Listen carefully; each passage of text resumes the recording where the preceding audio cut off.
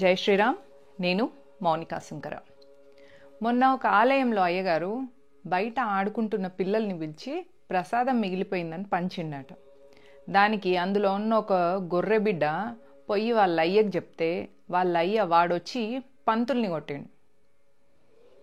అంబేద్కర్ గారు partition the Pakistan అనే ఒక బుక్లో ఏం చెప్పానంటే, 2 ఎడారి మతాలు భారతదేశాన్ని కబ్జా చేయాలని చూస్తున్నాయి, కానీ ఎప్పటి వరకైతే బ్రాహ్మణులు అంటే పురోహితులుగా వాళ్ళ కులవృత్తిలో ఉంటారో అప్పటి వరకు హిందూ ధర్మానికి కానీ భారతదేశానికి కానీ ఎలాంటి ప్రాబ్లం ఉండదు అని చెప్పాను. ఇప్పుడు మరి మనం వెళ్ళి పంతులు గారికి సపోర్ట్గా నిలబడడమే కాకుండా ఈ గొర్రెలకు ఇంత దమ్ము ధైర్యం ఎట్లొచ్చింది అని ఆలోచించాలి. జాన్సన్కి భారతదేశాన్ని క్రిస్టియనైజ్ చేయడమే ఉద్దేశం కాకుండా మన మీద ఉన్న శత్రుబోధ కూడా ఉంటుంది. 15 నిమిషాలు సమయం ఇస్తే పోలీసులను పక్కన పెడితే మేము ఏందో చూపిస్తామని ఒక వ్యక్తి అన్నప్పుడు మనం తిరిగి ఏమనలేదు. కాబట్టి వాడన్నాడు కదా నేను కూడా అంటా అని వీళ్ళు మొదలైనరు అన్నట్టు. ఉన్న వీళ్ళతోనే వశపడతలేదంటే ఇప్పుడు మళ్ళీ కొత్తగా ఇంకొక బ్యాచ్ కూడా మన మీద దౌర్జన్యం చేయడానికి, అటాక్ చేయడానికి తయారవుతున్నారు. వీళ్ళకి శక్తి ఎప్పుడు వస్తుంది తెలుసా?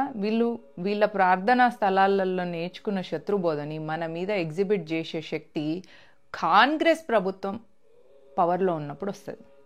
ఎందుకంటే మైనారిటీ అపీజ్మెంట్ కింద ఈ కాంగ్రెస్ ప్రభుత్వానికి మన మీద ఏమైనా అంటే హిందువుల మీద ఏమైనా దౌర్జన్యాలు జరిగినప్పుడు ఇగ్నోర్ చేస్తుంది అన్న విషయం అబ్దుల్లాలకు, జాన్సన్లకు క్లియర్గా తెలుసు.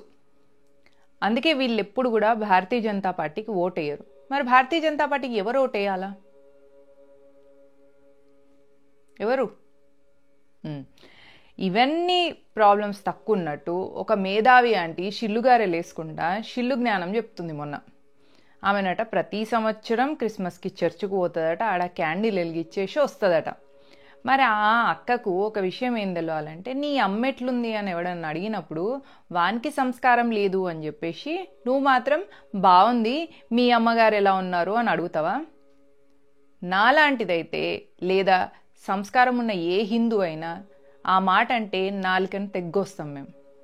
ఎవరి అభిప్రాయాలు వాళ్ళయా. నీకు ఎదుటివాడి ఎట్లాంటి రెస్పెక్ట్ ఇస్తే నువ్వు ఎదుటివాడికి అట్లాంటి రెస్పెక్ట్ ఇవ్వడం అనేది నేర్చుకోవాలి. అది బేసిక్ ఇంగిత జ్ఞానం లేని అక్క వంట చేసుకొని మూసుకొని వంటలు చేసుకొని వంటల వీడియోలు పెట్టాక జ్ఞానం చెప్తుంది. So Hindus, please be united. కుల, ప్రాంత, భాషకు అతీతంగా మనం హిందువులం. కుల, ప్రాంత, భాషకు అతీతంగా మనం ఈ నాగరికతకు, ఈ సంస్కృతికి వారసులం. Be United.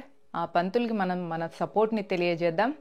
ఎవడైతే పంతుల్ని అటాక్ చేసిండో వాని మీద అటెంప్ట్ మర్డర్ కేసు కింద ఆ కేసు ఎంతవరకు వచ్చిందో కూడా మనం టేకప్ చేద్దాం.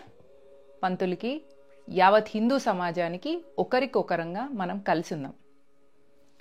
జై హింద్, జై భారత్.